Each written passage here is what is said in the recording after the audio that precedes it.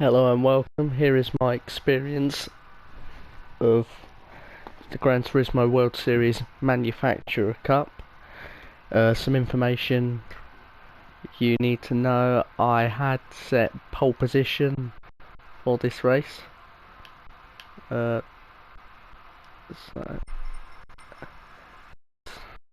get it underway. So here we go. This is me driving the Aston Martin.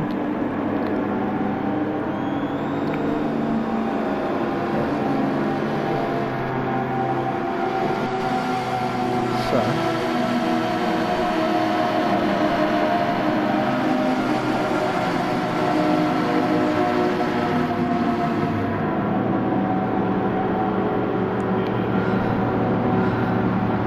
we get underway here. I get a very good launch away from the Nissan behind me. And approaching turn 1 here is the shortened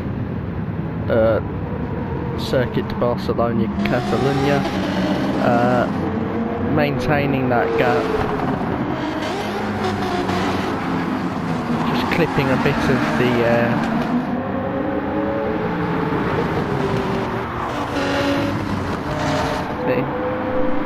And you can see he's very quick down the back straight here, whereas I was a bit slower. And no contact, but forcing him to take the wider line round there, and he just runs wide off the track, has to fall back in line behind me.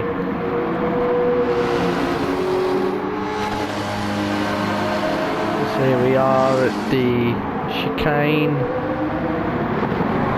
And you can see I do slightly go into ghost mode there. Nothing that I can do about that. But you can see he's trying to break the toe. At the last second, he dives to the inside to make a defensive line. I follow him neatly through there, and then up onto the back straight again. I get his toe down there after he runs wide, and I dive up the inside, goes through him a bit for some reason, but that's the lead recovered once again as we head back into the chicane.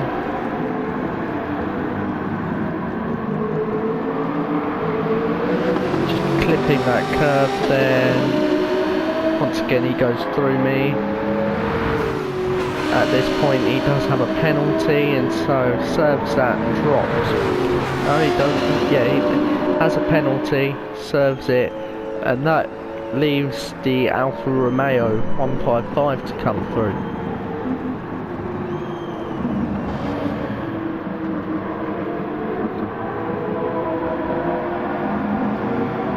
Bit of a poor line through the hairpin. I am able to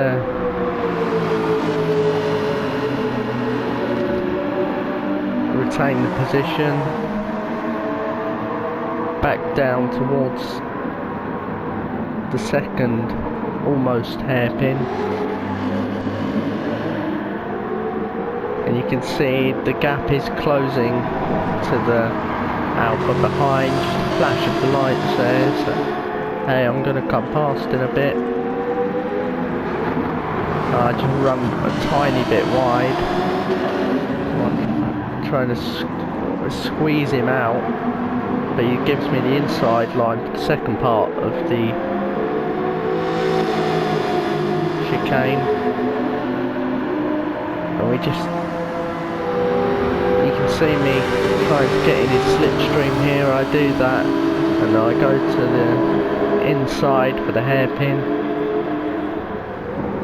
And this is one thing that I'd noticed about this driver, was the fact that when under pressure and being closely followed by a car, he was always making mistakes at that hairpin and running wide. So that's what I knew I had to do, because it was doing it the whole time during qualifying, of which I was also behind it.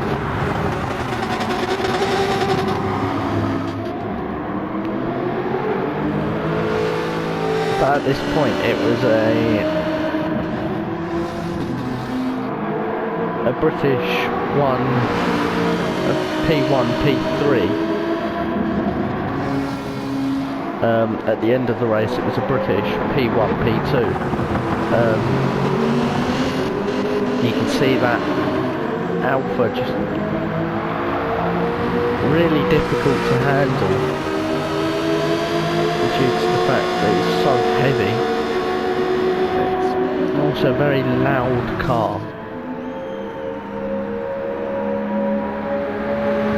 Into the braking zone there for the hairpin. Bit wide, trying to sort of shorten my braking point as much as possible to get out of the slipstream.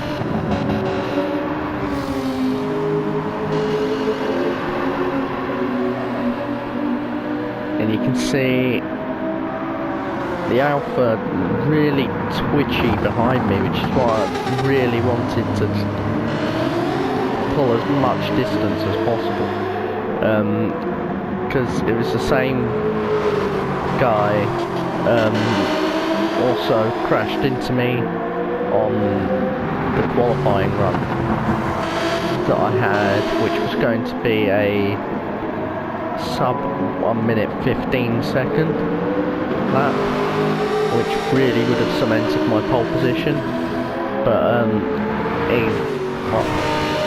just didn't brake into the chicane, just sent me.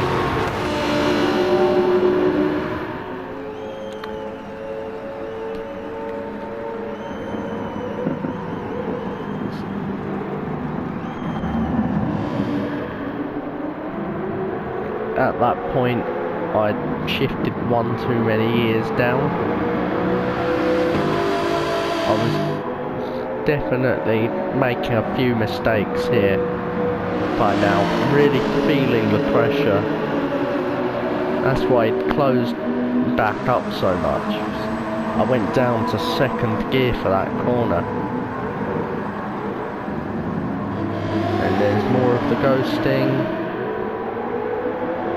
Don't worry, you're going to see a lot of that throughout the race. People just driving through me. Still in first there.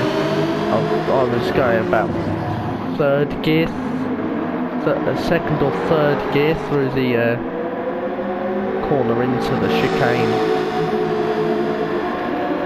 knocking it down to first for the actual chicane.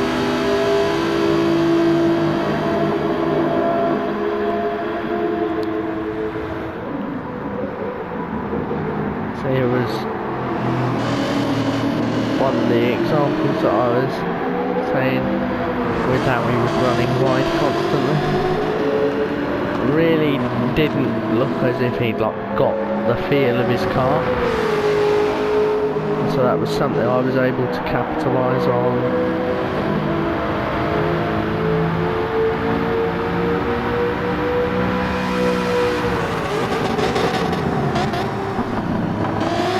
Into the complex again. You see he's right on my bumper.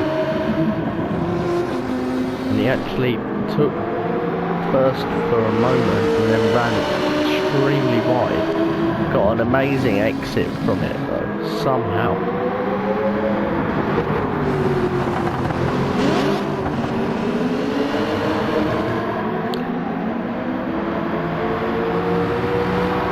Yeah, at this point cars behind are starting to pit, so that was really starting to influence it, because there was a mandatory pit stop in this race. I wanted to leave mine sort of as late as possible, wait for the people behind me to pit,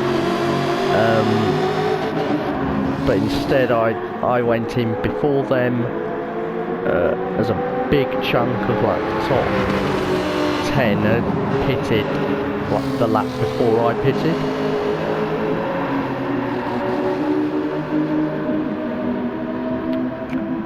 And the tyres were starting to go a bit stale, so I wasn't wanting to risk it anymore, so I went into the pits, back to the top of my hand. See, I've pulled a bit of a gap here from the bloke behind, back through the chicane, and keep flashing those lights at me, he ain't gonna get past.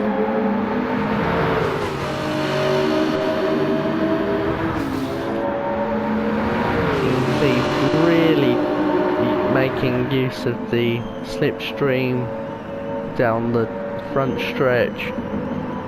Not a big effect from him, I will add, because this car's quite a bit taller than mine. There we go, that's another good move round through that complex to defend the position.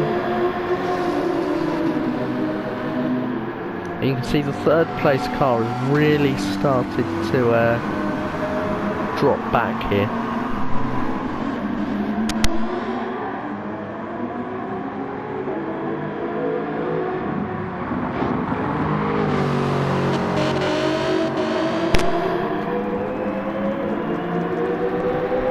We'll go back into the chicane once again.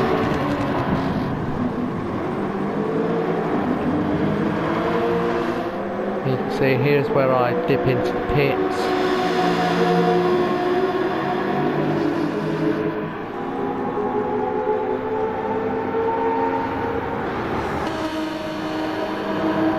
Getting towards the end of the race here.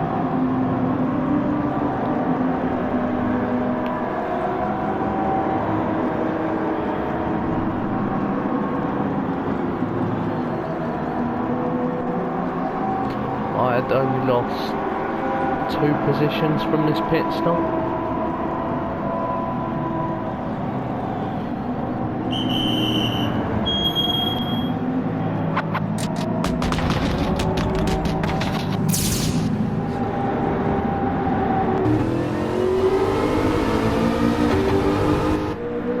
As I pull out the pits there, we just have a look up. You can see the second was the Nissan, which started behind me, and first was the Alpha. So we go back, and you can really see it. I've got no one around me for absolutely ages. So at this point my mindset is treat this like a practice session. You've got nothing to worry about. You can make a load of mistakes because you know that that both cars ahead of you still have to pit. That was my mindset. Just keep it clean, so I don't have to worry. Keep it clean, keep it fast, and I'll win this race.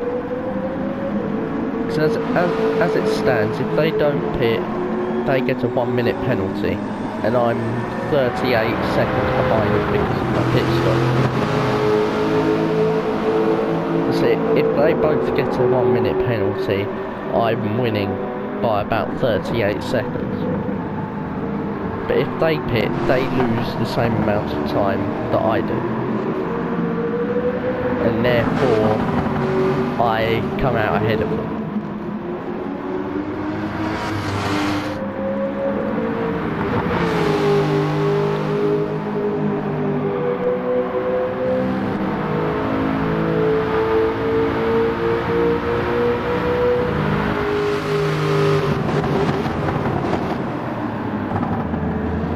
see me running a bit wide into that corner there.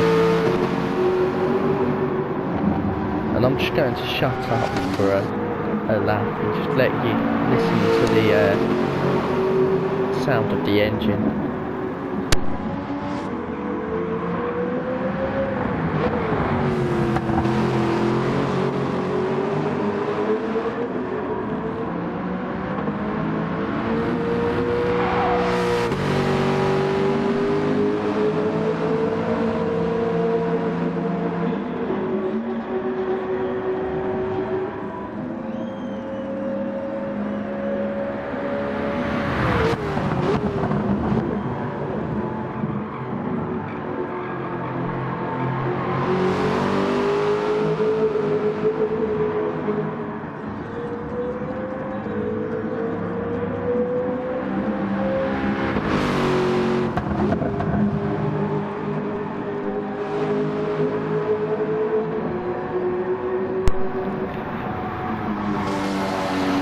Now I can't remember at what point it was.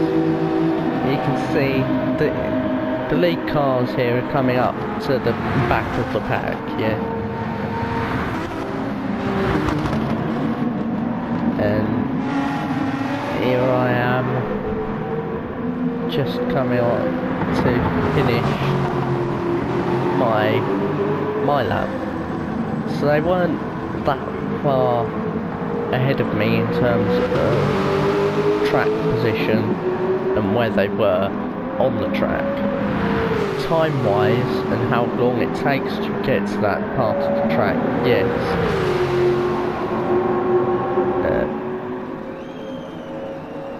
You can see I think it's a Ferrari behind me or a Porsche behind me, really benefiting lap time wise following my lines.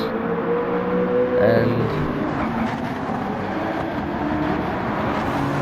leaders here, I think this lap they both decide to go in. At this point I have my brother and my dad behind me yelling at me that they'd pitted, and I was pushing like mad now to make sure that I was getting out in front of them. Big shout out to my brother, who goes by the name Ollie, I know, on YouTube. My dad, has a channel with my mum, Ricky, I know, on YouTube. Subscribe. They make good content. So here I am at this point. I can see neither of them have come out the pits, and you can just see them there. And that's when I realised they both got 3-second penalties. Like, if I can get ahead of both of them, I'm set, because they both infringed the pit lines. Bit of contact with the rear of the Alpha there.